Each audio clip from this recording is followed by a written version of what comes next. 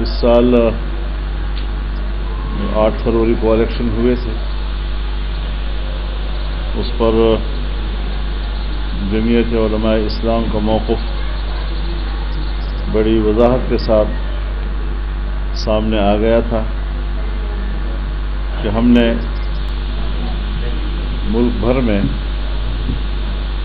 اس election کے نتائج کو مسترد کر دیا تھا،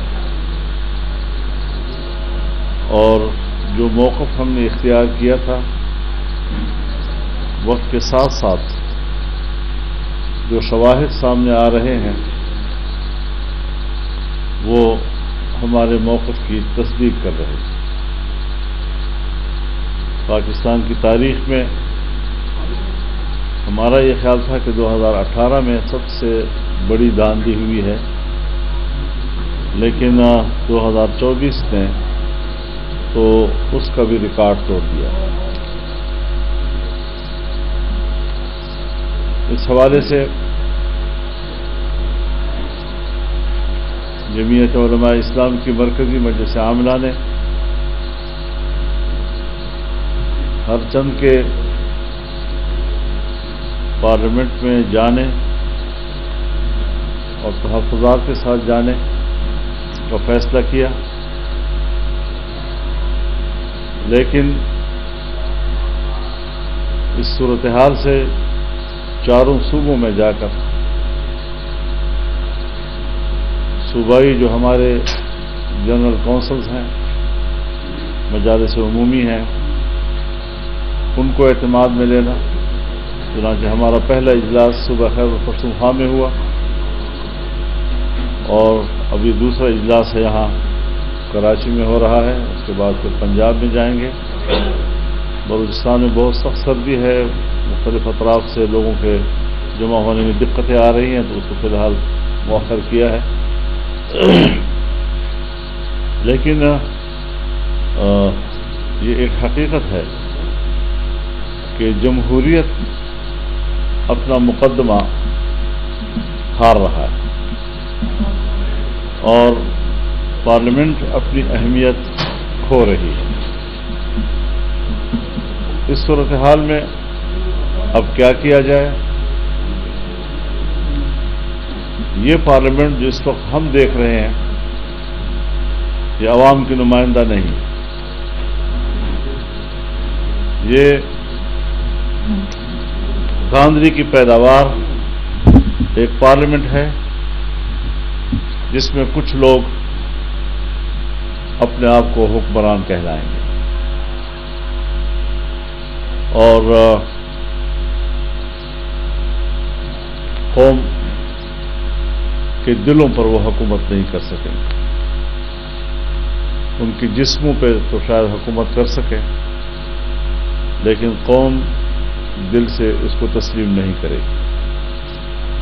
تو اس حوالے سے ہم آج یہاں کراچی آئے ہیں، یہاں کے صوبائی جنرل کونسل اور یہاں کے ورکرز، ان کے ساتھ ہم نے ساری صورتحال پہ بات کرنی ہے، اور پھر مزید ہم پورے ملک میں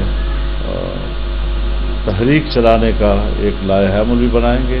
بھرپور تحریک ہوگی، عوامی قوت کے ساتھ ہوگی، اور وہ ملک کی سیاست کو تبدیل کرے گی، اس کا کایا پلٹے گی۔ حالات اس طرح نہیں رہیں گے جس طرح کے ہم پہ مسلط کیے جا رہے ہیں۔ یہ حالات ہم نہ تسلیم کرتے ہیں، نہ اس کو ہم قبول کرتے ہیں۔ اس کے خلاف بھرپور عوامی رد عمل آئے گا، لیکن ہم اس کو منظم طریقے سے آگے بڑھانا چاہیں گے۔ مزید اگر آپ حضرات کا کوئی سوال ہو تو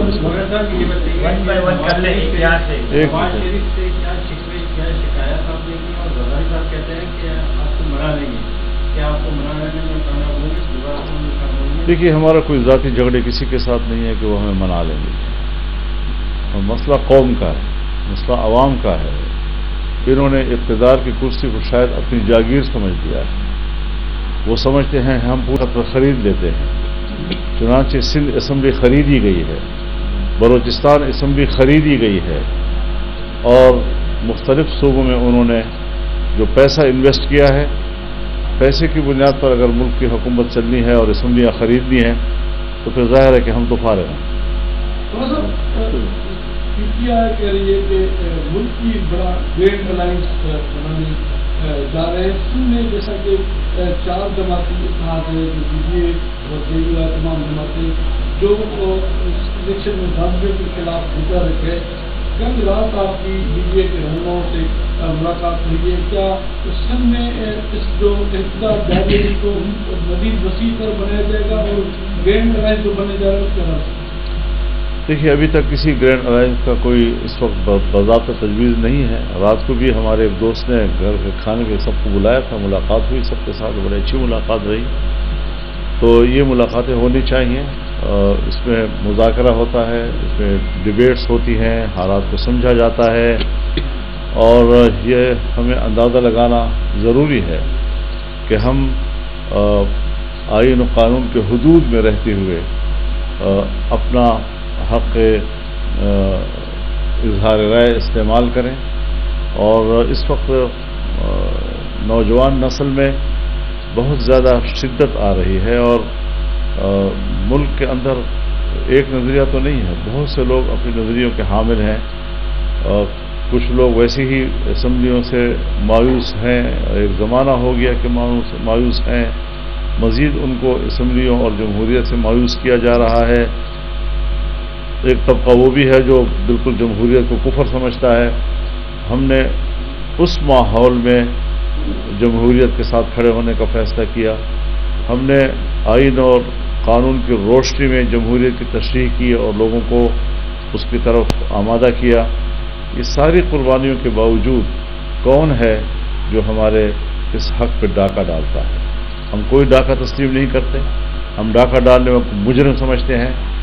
لاکھ دفعہ وہ اسٹیبلشمنٹ ہو، لاکھ دفعہ وہ فوج ہو، لاکھ دفعہ وہ مسلح قوت ہو، لیکن جبر کو جبر کہا جائے گا اس کو کبھی عدل تسلیم نہیں کیا جا سکتا۔ حضرت یہ بتا دیں کہ کہا یہ جا رہا ہے کہ جس طرح سے پہلے عام لوگ بھی یہ کہتے ہیں کہ زرداری صاحب سے بھی آپ کی دوستی ہوئی ہے، صاحب سے بھی آپ کی دوستی نہیں ہے اور آپ بھی ہے، تو اس وقت ایسا کون سی وہ چیز سامنے ہے کہ آپ اتنے ان سے دور ہوئے؟ دوسری یہ کہ کس کو سمجھتے ہیں کہ اسمبلیاں خریدنے کا آپ کن کو کہہ رہے ہیں اور اصل ذمہ دار کون ہے؟ جی میں بڑی وضاحت کے ساتھ عرض کر دینا چاہتا ہوں جی کہ پیپلز پارٹی کو اور مسلم لیگ نون کو تقریباً وہی مینڈیٹ ملا ہے 2018 میں ملا۔ پھر اس وقت دھاندلی کیوں تھی اور آج دھاندلی کیوں نہیں؟ پی ٹی آئی کو وہی تقریباً مینڈیٹ ملا ہے جو 2018 میں ملا تھا۔ اس وقت دھاندلی نہیں تھی، آج دھاندلی کیوں ہے؟ دونوں سے سوال ہے، لیکن جمعیت علماء اپنے اصولی موقف پہ قائم ہے۔ دھاندلی 18 میں ہوئی ہے تب بھی دھاندلی ہے، دھاندلی 2024 میں ہوئی ہے تب بھی دھاندلی ہے۔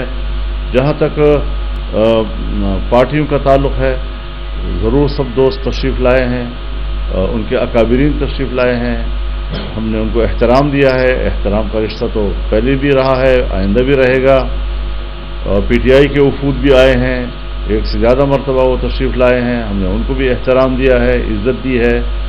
اور سیاست میں آپ جانتے ہیں کہ ہم نے کبھی بھی تلخی کو فروغ نہیں دیا، تعصبات کو فروغ نہیں دیا، گالم گلوچ کو فروغ نہیں دیا، موقف لیا ہے، اتفاق رائے بھی کیا ہے، اختلاف رائے بھی کیا ہے، اعتدال کے ساتھ اور دلیل کے ساتھ کیا ہے۔ لیکن میں آپ کو اطمینان دلاتا ہوں کہ اب تک ہم اپنے موقف پہ قائم ہیں۔ پارلیمنٹ میں جائیں گے، احتجاجی اور تحفظات کے طور پر ہم جائیں گے، کوئی ووٹ ہم نے استعمال نہیں کرنا، اور انشاءاللہ العزیز ہماری جو دوست جماعتیں جو ہمارے پاس تشریف لائے، بار بار لائے، انشاءاللہ اب وہ اصرار نہیں کریں گے۔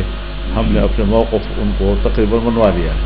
آپ پی ڈی ایم کی بڑائی تین زمانے میں آپ کی ملاقاتیں بھی ہوئی، لیکن یہ کیسے ہوتا ہے کہ مسلم لیگ نون اور پیپلز پارٹی کو ان کی ساری سیٹیں مل گئی، لیکن جن چیزوں کا آپ کو پتہ ہے آپ کو مقابلہ دکھنا چاہیے، مطلب آپ کے مذہبی جماعتوں کو اس الیکشن میں بڑا دور پڑے رکھ دیا گیا ہے۔ تو آپ کا سمجھتے ہیں کہ ذمہ دار کیا وہی قوتیں جو 2018 میں انہوں نے تشکیل جی بالکل وہی قوتیں ذمہ دار ہیں، یہ بین الاقوامی دباؤ میں بھی رہتے ہیں.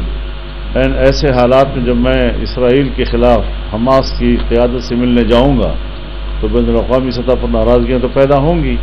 امریکہ بھی اور یورپ بھی جو اسرائیل کے مظالم کی پشت پناہی کر رہے ہیں ان کو تو تکلیف ہوگی. افغانستان میں شکست کھا چکے ہیں، وہاں امارت اسلامیہ کی حکومت ہے. ہم پاکستان اور ان کے تعلقات کو بہتر بنانے کے لیے گئے، ہم نے ان کے استحکام کی بات کی اور اس کے استحکام پاکستان کی ضرورت ہے. تو ظاہر ہے کہ ان کی ناراضگی تو ظاہر ہے کہ ان کے استحکام کے لیے ہم بات کریں گے تو وہ ناراض تو ہوں گے. تو وہ بین الاقوامی دباؤ جو ہمارے ملک کے اسٹیبلشمنٹ پہ آتا ہے سو ہمارے خلاف اب بھی مستقل طور پر آیا ہے. اور یہاں پر بھی جن لوگوں کو یہ خطرہ تھا کہ شاید فضل الرحمان آنے والے وقت میں ہمارے مقابلے میں صدارتی امیدوار بن سکے گا، انہوں نے بھی اپنی تجوریاں کھو دی.